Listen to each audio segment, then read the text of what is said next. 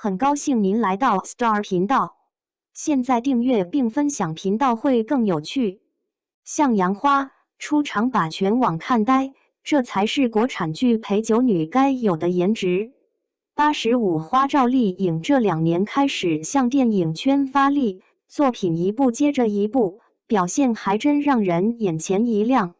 而凭借第20条中扮演聋哑母亲一角，她还拿下了百花奖影后的奖杯。但我想她的野心远不止如此。不过，她想要在电影圈站稳脚跟，光是有好演技还不够，也要挑对剧本。上一部戏乔妍的心事就没能掀起太大的水花，好在赵丽颖这个咖位，不愁接不到戏，所以眼下她又拿出新的作品《向阳花》。这部新电影可不简单，导演是大名鼎鼎的冯小刚，还是热门的女性题材。镜头对准了刑满释放的女囚们在社会中的困境，现实性极强，相信上映后能将票房与口碑拿捏。目前该片已经正式定档于4月4日清明节档期全国上映，很快就要与观众见面了。而且从预告来看，赵丽颖的表演再次刷新观众的认知，这一次她是真的奔着影后的位置而来。01再次突破，演技炸裂。向阳花中赵丽颖饰演的女主名为高月香，为了给女儿购买价值20万的人工耳蜗，她步入歧途，锒铛入狱。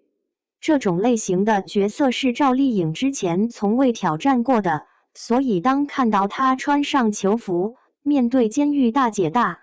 还能还击对方打耳光的时候，观众们心里是相当震撼的。这个角色的狠劲儿，跟许半夏的那种狠还不一样，后者有逆风翻盘的希望，前者只是为了活着而用尽全力挣扎。出狱后的高月香因为有案底，很难找到正儿八经的好工作，她去海鲜市场杀鱼，满身都是鱼腥味，还当过试妆员，什么劣质化妆品都往脸上涂。预告里有一幕，高月香身份被老板发现，还当众污蔑她偷钱，非要扒掉她的衣服检查一遍才肯罢休。从一开始的辩解到最后无力的放下双手说给你 solo， 不由得让人眼眶发酸。这一刻的赵丽颖演出了底层小人物尊严被踩在脚底下的绝望感，演技太细腻了。最后实在没办法，她选择出卖色相去当陪酒女。女主穿着暴露的衣服，站在台上推销手中的酒，还得跟顾客陪聊、陪喝、陪笑，将生活的不容易展现得淋漓尽致。但又因为颜值太高，被流氓顾客惦记，差点就出了大事，还好身边有姐妹帮忙，两人联手将人制服。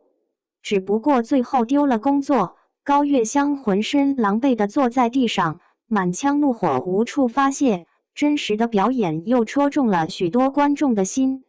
其实国产剧里也不是没有陪酒女的形象，但赵丽颖以这样的颜值去塑造角色，让剧情前后的逻辑毫无违和感，更直观地感受到了角色面临的困境。不得不说，冯小刚是懂得选角的，这一点就要比许多导演做得好。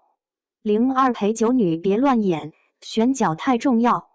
在年代题材的作品中，少不了陪酒女这类角色，倒不是导演故意侮辱女性，而是要展现那个时代下许多女孩的选择与无奈。不过，有些剧作在选角的时候完全没有考虑合理性，演员的气质、形象和演技都不贴合角色的特点，让人看得出戏。最典型的例子就是《狂飙》中的陪酒女，挺着大肚子就出场了，不知道的还以为是孕妇呢。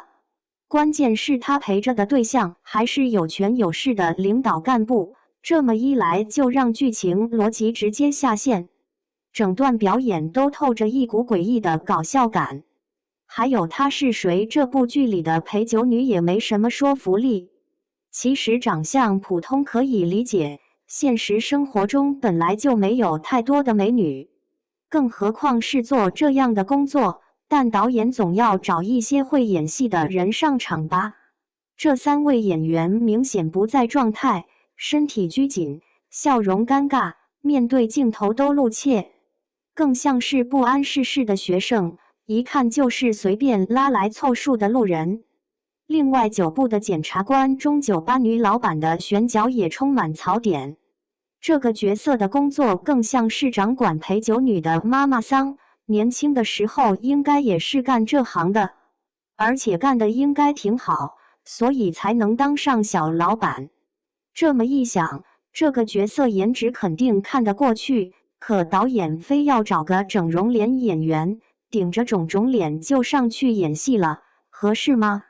尽管他努力做出勾人的动作，但就是没有那个味儿，更像是微商女强人。而且对脸的镜头中，演员这张脸太不真实，跟别人都不是一个画风，难免影响追剧的观感。相比之下，二手杰作的导演倒是个明白人，他在给陪酒女选角的时候，